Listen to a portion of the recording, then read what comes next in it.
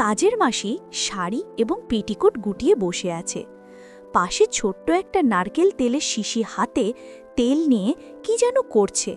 ও চমকে উঠে বলল, এমা, এখানে কেউ মুখ দেয় নাকি? ওটা তো নোংরা জায়গা। সেদিন আমার সাথে যা হলো তা কোনোদিন ভুলব না। আমার নাম পুলাক, একটা কোম্পানিতে ম্যানেজারের দায়িত্বে আছি। বাড়িতে আমি আর আমার ছেলে থাকি। আর একজন থাকে, তবে সে আমার বাড়ির কাজের মাসি বন্দনাদি। তার প্রায় 50 বছর বয়স। তার 2 ছেলে, দুজনেরই বিয়ে হয়ে গেছে। আমি বন্দনাদির চেয়ে বয়সে অনেক ছোট, প্রায় তার ছেলেরই বয়সী, তাই সে আমার নাম ধরে পুলক বলেই ডাকে। ওকে দেখলেই আমার কেমন একটা অনুভূতি হয়। বন্দনাদিকে দেখে মনেই হতো না ওই তা বয়স। মোটামুটি স্বাস্থ্যবান, না মোটা না রোগা, শুধু চুলে একটু পাক ধরা ছাড়া বয়সের কোনো লক্ষণই বন্দনাদির ছিল না। গাছের কাঁঠাল বেশ বড়, এরকম সুস্বাদু কাঁঠাল যে কারো খেতে মনে চায়।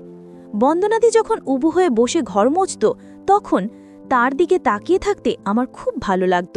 বাসন মাজার সময় প্রায়শই বন্দনাদির শাড়ির আঁচলটা অগোছালো হয়ে যেত। কাজের কারণে সেদিকে তার কোনো খেয়াল নেই। অভাবের সংসারে যেখানে নুন আনতে পান্তা ফোড়ায়, বন্দনাদির পক্ষে দামি ব্লাউজ, শাড়ি, পেটিকোট আর অন্যান্য পোশাক পরার বিলাসিতা কখনই সম্ভব ছিল না। তাই পুরনো জামাকাপড় বছরের পর বছর চালিয়ে যায়। খেয়াল করতাম কোনো শাড়ির আঁচলের সুতো উঠে গেছে, নয়তো কয়েক জায়গায় ছিঁড়ে গেছে। কিছু কাপড়ের হুক দু একটা নষ্ট হতো, নয়তো টাইট হতো। তার প্রতি সবসময় একটা টান অনুভব করতাম। শুনেছিলাম বন্দনাদির প্রায় 55 বছর বয়স। বয়সের ভারের কারণে তার দ্বারা কিছুই হয় না, যে কারণে বন্দনাদির চোখে মুখে মাঝে মধ্যেই বিরক্তির ছাপ বোঝা যায়। একদিন লক্ষ্য করলাম বন্দনাদি দরজা ভেজিয়ে ঘর মুছছে। মনে একটু কৌতূহল হলো, তাই আমি দরজার আড়াল থেকে ভিতরের দৃশ্য দেখতে লাগলাম। আমার মাথা ঘুরে গেল। দেখি বন্দনাদির শাড়ি এবং পেটিকোট গুটিয়ে বসে আছে। পাশে ছোট্ট একটা নারকেল তেলের শিশি হাতে তেল নিয়ে কি যেন করছে। ওহ! চমকে উঠে বলল, এমা, এখানে কেউ মুখ দেয় নাকি? ওটা তো নোংরা জায়গা। কয়েকদিনের মধ্যে আমি আবার লক্ষ্য করলাম বন্দনাদি ফ্রিজ থেকে কিছু বের করার সময় একটা শসা মাটিতে পড়ে গেছে, যেটা কেউ লক্ষ্য করেনি। বন্দনাদি সেটা তুলে শাড়ির আঁচলে লুকিয়ে রাখল। আমি ভাবলাম ওর খিদে পেতে থাকতে পারে, তাই কাজের শেষে শসাটা খাবে। কিছুক্ষণ বাদে বন্দনাদি ঘর মুছতে গেল আর দরজাটা ভেজিয়ে দিল।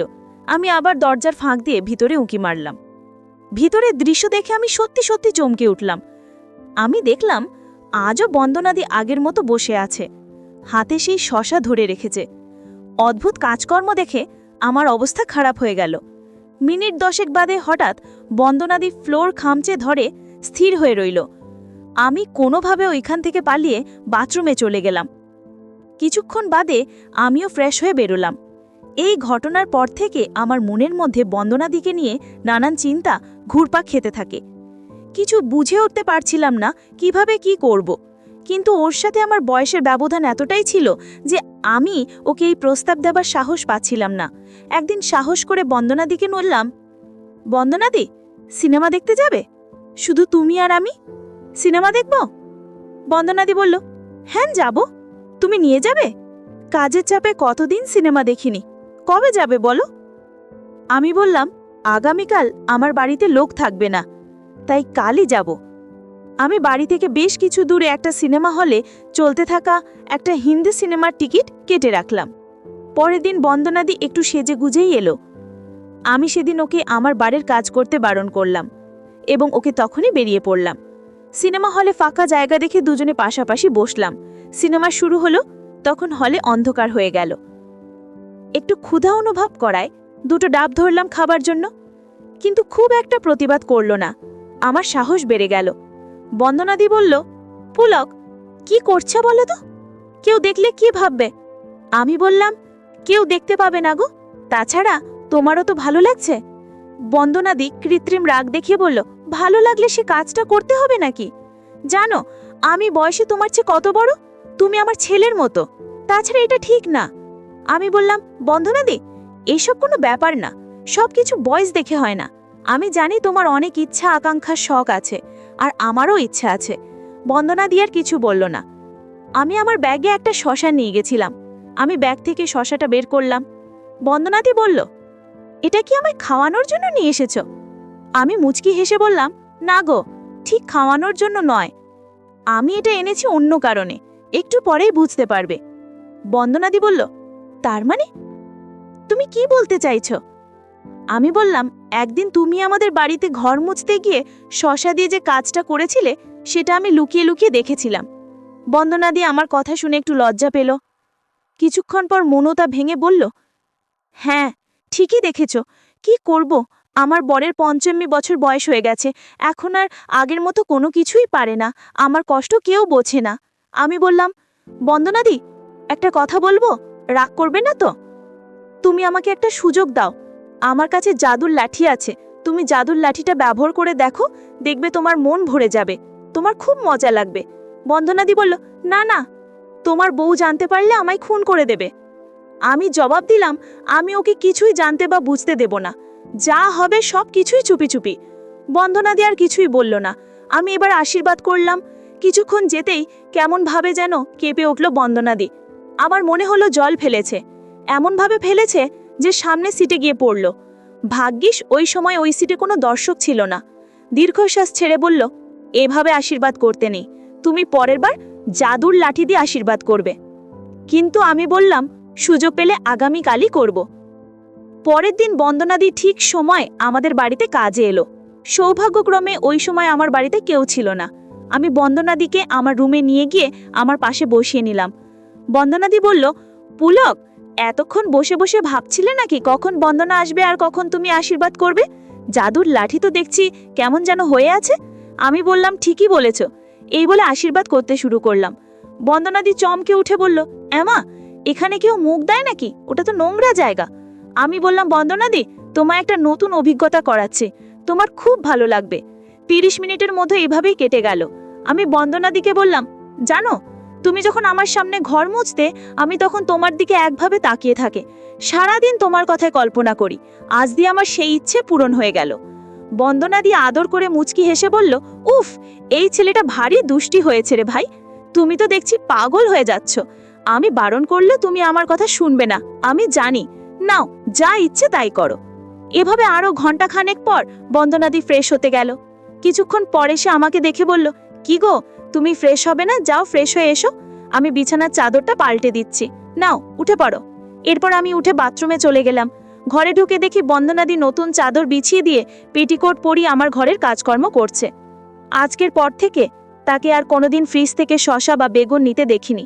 তার যখন দরকার হতো আমাকে সবকিছু জানাতো। একদিন বন্দনাদির ভাই হঠাৎ খুব অসুস্থ হয়ে পড়ল। যেহেতু তাকে দেখাশোনা করার কেউ নেই, তাই সে বন্দনাদিকে তার বাড়িতে থাকার জন্য অনুরোধ করল। বন্দনাদি ভাইকে খুবই ভালোবাসত, তাই বাধ্য হয়ে 1 মাসের জন্য তার বাড়ি গিয়ে থাকতে রাজি হলো। এই খবর বন্দনাদি যখন আমায় জানালো, আমি তখনই বললাম, বন্দনাদি, তাহলে আমার বাড়ির কাজের কি হবে গো? তাছাড়া এতদিন ধরে আমার একা থাকা সম্ভব না, তোমাকে ছাড়া আমি এক মুহূর্ত ভালো থাকতে পারি না। বন্দনাদি হেসে বলল, তোমার বাড়ির কাজের জন্য আমি আমার স্বামীকে ভেবে ঠেকে রেখেছি, চিন্তা করো না। জন্য চিন্তা করতে হবে না, আমার বড় ছেলের বউ সুজাতা আমার পরিবর্তে তোমাদের বাড়ির কাজ করে দেবে। সুজাতা খুবই ছেলে মানুষ, তার মাত্র 26 বছর বয়স এবং সে খুবই সরল আর লাজুক প্রকৃতির। সুজাতা সত্যি খুব লাজুক, আমার দিকে না তাকিয়ে নিচের দিকে একভাবে তাকিয়ে আছে। বন্দনাদি আমার সাথে আলাপ করিয়ে দেওয়ার জন্য বলল, সুজাতা, এই হলো পুলকদা, বয়সে তোমার চেয়ে সামান্য বড়, প্রায় তোমার বরেরই মতো, সেই জন্য আমি ওকে পুলক বলেই ডাকি। পুলক খুব ভালো লোক, আমায় খুবই ভালোবাসে এবং আমার কোনো প্রয়োজনে সাহায্য করার আপ্রাণ চেষ্টা করে। তুমি এখানে মন দিয়ে কাজ করো, পুলক তোমায় সব রকম সাহায্য করবে। বন্দনাদির কথায় আমার মনে হলো সে যেন অপ্রত্যাশিতভাবে সুজাতাকে আমার কাছে আসার জন্য ইশারা করল। জানি না কিভাবে এই যুবতী বউটাকে রাজি করাবো। বন্দনাদি সুজাতাকে বাড়ির সব কাজ বুঝিয়ে দিতে লাগল। সুজাতা ঝাড়ু নিয়ে ঘরের সামনের দিকে হয়ে পরিষ্কার করতে আরম্ভ করল। আমি ওর পাছা করা দেখছি। বন্দনাদি পিছন থেকে আমায় ইশারায় জিজ্ঞাসা করল, সুজাতাকে আমার কেমন লাগছে। আমিও ইশারায় বললাম, খুবই সুন্দর, এবং সুজাতাকে রাজি করার জন্য আমি সব রকম চেষ্টাই করব। পরের দিন বন্দনাদি বাড়ি চলে গেল এবং সুজাতা একলাই কাজ করতে এলো। সেদিন যেন সুজাতাকে আমার একটু কম লাজুক মনে হলো। আগের দিনের মতো সুজাতা শাড়ির আঁচল নিয়ে চেয়ারের উপর বসে বিষণ্ণ মনে বসেছিল। সুজাতাকে আমি জিজ্ঞেস করলাম, কি গো, বন্দনাদি আসবে না? সুজাতা জবাব দিল, হ্যাঁ আসবে না, তিনি 1 মাস পরে আসবেন। আমি জিজ্ঞেস করলাম, সেই জন্য কি তুমি অসুখী আর দুঃখী হয়ে আছো? সুজাতা জবাব দিল, হ্যাঁ তুমি ঠিকই বলেছ, আমার শ্বশুর আর শাশুড়ি মা খুব ভালো, আমি তাদেরকে খুব মনে করি। সুজাতার উত্তরে আমি নিশ্চিন্ত হয়ে গেলাম এবং সুজাতাতে ভালোবাসা দেওয়ার জোরদার চেষ্টা করলাম। গুছিয়ে রাখেনি, কেমন যেন একটা অগোছালো ভাব আছে, যার ফলে কাজ করতে করতে শাড়ির আঁচল অনেকবার পড়ে যাচ্ছিল। বিষয়টা দেখে অস্বস্তিতে পড়ে গেলাম। ঘরের কাজ করার মাঝে সুজাতার সাথে বেশ কয়েকবার আমার চোখাচোখি হলো, কিন্তু সুজাতা কোনোবারই আমার দিক থেকে চোখ সরিয়ে নিল না। আমি গাছের জাম্বুরার দিকে তাকাচ্ছি বুঝতে পেরেও সুজাতা কিছু মনে করল না। মনে মনে ভাবলাম, তাহলে কি বন্দনাদির সুজাতাকে কিছু বুঝিয়ে দিয়ে গেছে? বিষয়টা বোঝার জন্য হোঁচটকে পড়ে যাবার ভান করে গাছের জাম্বুরায় ধাক্কা দিলাম। বিষয়টা লক্ষ্য করে সুজাতা লাজুক মুখে বলল, এ কি দাদা, আপনি এই রকম কেন করছেন? আমি তো আপনার প্রায় সমবয়সী, আপনার এই রকম করায় আমি খুব লজ্জা পাচ্ছি।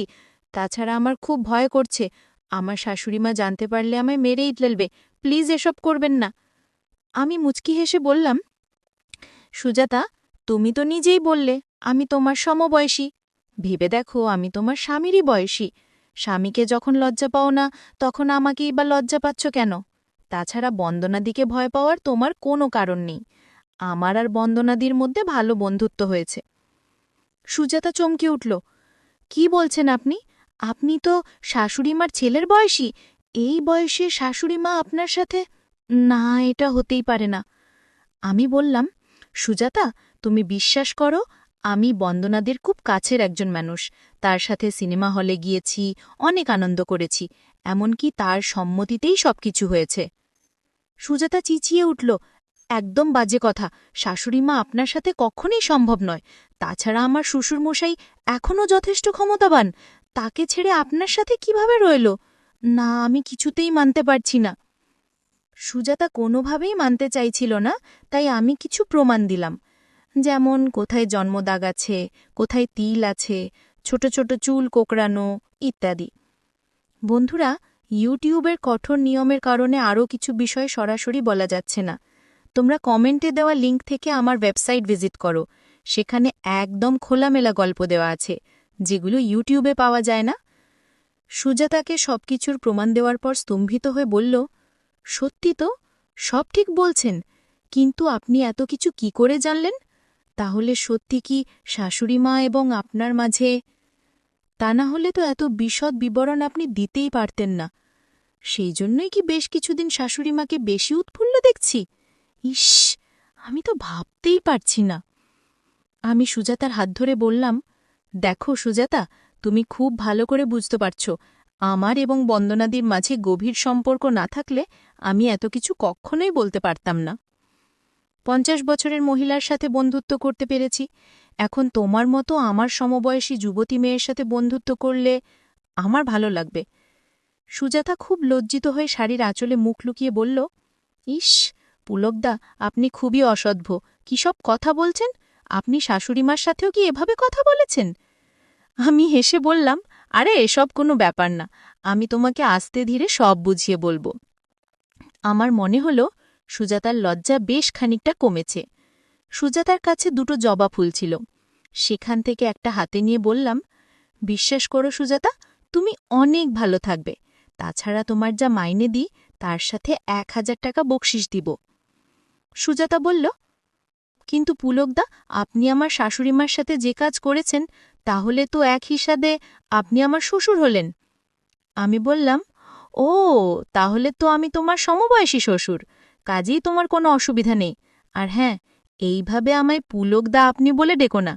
আমরা যখন বন্ধু, তখন আমাদের মধ্যে কেউ বড় বা কেউ ছোট নয়, দুজনেই সমান, সেই জন্য আমি নাম ধরে তুমি করেই ডাকো। সুজাতা একটু চিন্তিতা হয়ে বলল, কিন্তু তোমার বাড়ির লোক জানতে পারলে তো ঝামেলা হয়ে যাবে গো। আমি বললাম, কোনো ঝামেলা হবে না, তুমি যখন কাজে আসছো তখন আমার বউ আমার ছেলেকে স্কুলে দিতে যায়। সেখান থেকে ফিরতে ফিরতে 1 ঘন্টার বেশি সময় লেগে যায়। তাই ওই সময় আমরা গেম খেললে কেউই টের পাবে না। বন্দনাদিকেও আমি এই সময় গেম খেলার জন্য ডাকতাম। আমার কথায় সুজাতা রাজি হয়ে গেল। তাছাড়া 1000 টাকা বকশিসের কথা শুনে কেউ না করতে পারবে না। আমি বললাম, আগে গাছের জাম্বুরা খেয়ে নি। লক্ষ্য করলাম ও একটু লজ্জা পাচ্ছে। কি হয়েছে জানতে চাওয়ায় সুজাতা বলল, আজ প্রথমবার কারুর সাথে বন্ধুত্ব করছি, তাই কেমন যেন লাগছে। আজ এই পর্যন্তই থাক, আগামীকাল থেকে আগানো যাবে। আমি বললাম, না বাবু, আমরা যখন এগিয়েই পড়েছি তাহলে আজ আর আগামীকালে কি তফাৎ? আমরা যত তাড়াতাড়ি গেম খেলতে পারব ততই বেশি আনন্দ হবে। আর কথা না বাড়িয়ে আমরা গেম খেলতে শুরু করলাম। ঘরের মধ্যে ঘণ্টাব্যাপী শুধু আনন্দ হৈহুল্লোড়ের শব্দ হচ্ছিল। কিছুক্ষণ পর বললাম, এতক্ষণ গেম খেলে তোমার নিশ্চয়ই জল পিপাসা পেয়েছে। সুজাতা বলল, হ্যাঁ হ্যাঁ, দাও দাও। ওর কথা শুনে আমি 1 গ্লাস জল দিলাম। সুজাতা তৃপ্তি করে জল খেয়ে নিল। আমি বললাম, দুপুর 10টা বাজতে চলেছে, তোমার বৌদি এক্ষুনি চলে আসবে। তুমি তাড়াতাড়ি ঘর গুছিয়ে নাও, আমি ততক্ষণে ফ্রেশ হয়ে আসি। বলে বাথরুমে চলে গেলাম। এইদিকে সুজাতা তড়িঘড়ি করে সব গুছিয়ে নিল। আমি একটু পর বাথরুম থেকে বেরিয়ে এলাম। সুজাতা শাড়ি ব্লাউজ পরার পর মুচকি হেসে আমায় জিজ্ঞেস করল, পুলকদা, এবার তাহলে আমি ঘরের কাজ আরম্ভ করি? বৌদি মনে হয় এক্ষুনি চলে আসবে। ওর সামনে তো পুলকদা আপনি করেই কথা বলতে হবে, তাই অভ্যাস করছি। আর শুনুন, আগামীকাল সকালে আবার গেম খেলবেন কিন্তু, আমার খুব ভালো লাগছে। আমি বললাম, ও মা, তাই নাকি? এবার বুঝতে পারছো তো বন্দনাদি কেন আমার সাথে বন্ধুত্ব করেছে? শাশুড়ি ও বৌমার একরকম পছন্দ। পরের দিনও আমি আর সুজাতা অনেক আনন্দ করেছি। প্রায় 1.5 মাস বাদে বন্দনাদি আমাদের বাড়ির কাজে যোগ দিয়েছিল। এই 1.5 মাসে কত কি হয়েছে তা বলে বোঝানো যাবে না। এখন যেহেতু বন্দনাদি চলে এসেছে, তাই সুজাতাকে বিদায় দিতে হলো। তবে মাঝে মাঝে যখন আমার বউ বাড়ির পাড়ে যায়, সেদিন বন্দনাদি আর সুজাতা দুজনকেই আমার বাড়িতে আসতে বলি। বেশ ভালোই দিন কাটতে লাগলো।